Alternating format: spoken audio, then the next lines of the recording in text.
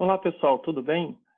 Para quem estranhou, né, não é comum eu fazer esse tipo de pergunta, começando as perguntas, então, aproveitando a situação de quarentena, e algumas pessoas tinham me procurado, né, semana passada, perguntando sobre esse tópico, então eu pensei em colocar as perguntas e aí a gente fazer uma discussão aproveitando a situação de quarentena, né, para fazer, não ficar parado.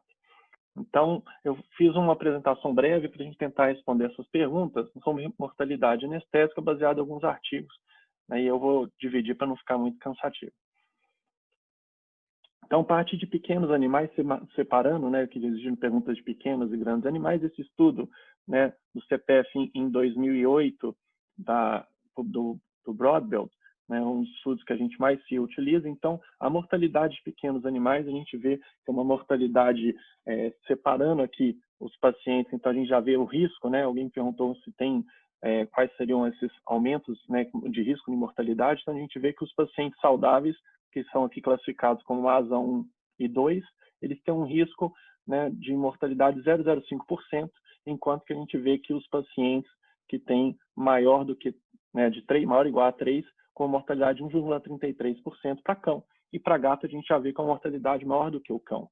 Então, sejam animais saudáveis o dobro dessa mortalidade, então de 0,11%, e a gente vê para os animais com asa maior ou igual a 3, classificação ASA, para quem não sabe da parte da anestesia, né, da Sociedade Americana de Anestesiologia, e aí a gente vê que a mortalidade para gatos doentes, ela aumenta em 10 vezes, né, mais de 10 vezes, 12 vezes aproximadamente, 14 vezes, desculpa, que está aqui ilustrado, né, aproximadamente, para os animais gatos.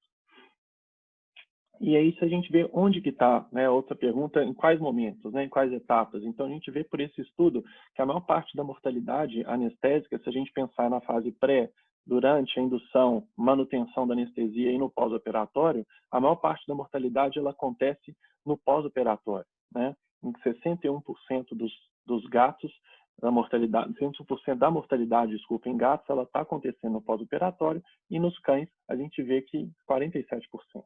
Né? E essa mortalidade pós-operatória, a maior parte é até 3 horas, né? Então, pós-operatório imediato, e a principal causa são as alterações cardiorrespiratórias ou cardiovasculares, tanto em cão quanto em gatos, né? Já respondendo aqui.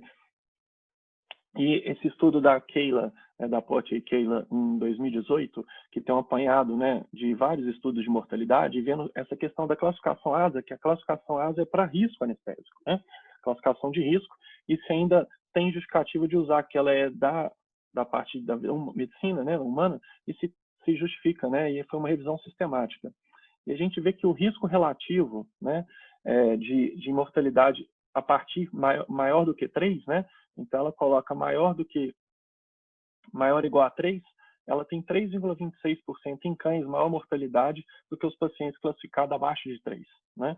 Isso no final da anestesia. Isso a gente vê no final total, né, de 4,73, né? Tem esse asterisco porque a gente vê aí que os dados são heterogêneos entre os estudos, né, mas a gente vê que é bem homogêneo na final da anestesia nas primeiras 24 horas, né?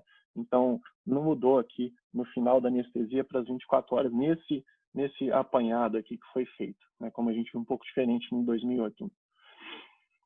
E para gatos, né, a mortalidade também semelhante, o cão, que a gente vê o risco, né, na verdade, de morte, então a gente vê que 3,25%, né, quando maior ou igual a 3,25 vezes, né, quando está maior ou igual a 3 do que em gatos, né, na classificação ASA, e no final também 4,75 com os dados, mas a gente vê que todos no gato bastante heterogêneo, a gente tem mortalidade aí chegando até 16%, né, em alguns estudos com gatos, né, mais doentes.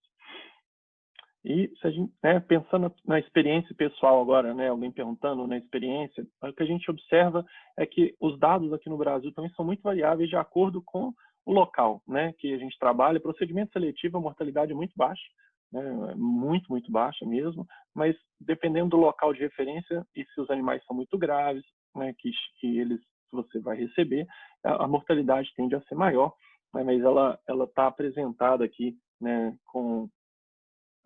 muito próximo da literatura, às vezes até abaixo da literatura, quando a gente coloca média. A gente tem algumas complicações, né, se a gente pensar no pós-operatório, né, e aí baseado, seria muito longo aqui para a gente discutir, pode fazer uma outra parte disso. Bom, pessoal, dando continuidade na parte de mortalidade, agora na anestesia de equinos, que teve bastante pergunta, né? Então, esse estudo do Senior em 2013, colocando a mortalidade do cavalo, a gente já vê aí que é 10 vezes maior do que a mortalidade de cães, né? de pequenos animais de maneira geral, né? De 1,1%, e a gente vê de 0,05 em cães saudáveis, né? E gato foi 0,11, e a gente vê aqui que quando se incorpora a cólica, de maneira geral, vai para 1,9, mas a gente vê que tem estudos de mortalidade cólica que passam de 30%, dependendo de qual local que está cometido, né? Então, a gente não pode, né, resumir de maneira geral, mas além da questão dessa mortalidade, pessoas perguntaram, e tem algum agravante, o local decúbito? Então, a gente vê aqui que decúbito dorsal tem uma maior mortalidade, né? E além disso, perguntando por que o cavalo tem maior mortalidade, né? Pensando na parte cardiorrespiratória, por que é tão maior, está relacionado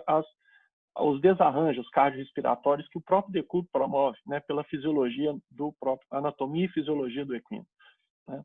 Esse estudo em 2020, que foi um estudo agora nesse ano, né? Que avaliou 1.161 casos de anestesia num único centro cirúrgico, né, num único local, hospital, desculpa, ele chega a uns dados bem interessantes na parte de mortalidade. A gente vê global de 1,4, maior um pouquinho do que o estudo anterior, né, de 1,1, mas quando a gente vê, menor, né, que seria 1,9 ali com as cólicas, quando a gente fez aquele apanhado, e a eletiva de 0,96, um pouco menor do que aquela de 1,1. E as complicações, né, de maneira geral, de 17,5%. Então, a gente vê que cavalo tem muito mais complicação do que pequenos, né? A gente está aqui quase que uma complicação a cada 5 anestesias, né? Isso geral, não estamos falando só de cólica, né? E aqui teve um dado só que eu vou retirar, que foi a questão do cirurgião experiente, porque o cirurgião experiente ele até coloca isso, que foi um viés, que ele participava das cirurgias mais complicadas, né, do que o residente, e aí acaba tendo um maior, né, risco de mortalidade, né? Aqui a gente está falando em risco, tá? Não estamos falando da mortalidade em si. Então, o que é interessante é o peso. Então, a gente vê que a mortalidade anestésica, aí sim, né? Quando a gente vê para cada 100 quilos que aumentar de peso, aumenta em 1,54 vezes o risco de morte. E classificação ASA, o que é interessante, cada um ponto que aumentou, então de ASA 1 para ASA 2, assim vai no cavalo, aumentou em 2,1 vezes a mortalidade, né? E cirurgias ortopédicas em 9,8 vezes. Por quê? Dificuldade de colocar o cavalo de pé, risco de fratura, né? Às vezes não consegue, né, fazer a técnica, finalizar a técnica na parte ortopédica e conseguir mobilizar de forma adequada para o animal ficar de pé. É bem diferente isso do que em pequenos animais, né? Se a gente vê as complicações diversas, né, a gente vê também o quanto que o peso está relacionado a complicações, a duração do procedimento, né? Então a gente vê que duração de procedimento também está associada a complicações, né? Classificação ASA a gente já falou, e decúbito também, né? E acabando, né, finalizando as respostas, então, as causas mais comuns de mortalidade em etapas, perguntaram na indução. Então, indução, o que a gente vê mais de complicação se for injeção errada, né, que a gente vê às vezes arterial, de sedação, e quando a pessoa vai só com agulha, mas normalmente o paciente que não está bem estabilizado, né, na parte hemodinâmica na hora de fazer a indução, né, de óbito ali na indução, porque está hiperdistendido, não ventila, né, e algumas outras. Mas a principal causa de morte é mais pós-operatório, né? E aí a gente vê na pós-operatório seria, ou quando não é eutanásia, né? Descartando as eutanásias transoperatórias, mas de maneira de pós-operatória, porque diferente de pequenos animais que o animal continua numa UTI, né? O cavalo acabou, ele tem que recuperar e é interrompido o suporte cardiorrespiratório de maneira geral em muitos procedimentos, e isso ele causa um desarranjo e pode acontecer ele mesmo na recuperação. E a fase de recuperação o animal tem que ficar de pé, né? Isso gera um desgaste para o animal muito grande, uma exigência, né? E além dos riscos de fratura, né? De complicações, de alterações, de lesões, né? Neuromusculares ali. Então, essa maior mortalidade está relacionada por isso. Animal de maior porte, então, pensando nas particularidades anatomofisiológicas do cavalo, comparado a pequenos animais, né? E a questão da recuperação também, que é uma fase muito importante, né? Que a gente vê com muita mortalidade e diferente em relação aos procedimentos no cavalo. Bom, espero ter respondido a maioria das perguntas, me coloco à disposição e aproveito a desejar uma ótima semana a todos vocês. Fiquem bem. Um abraço.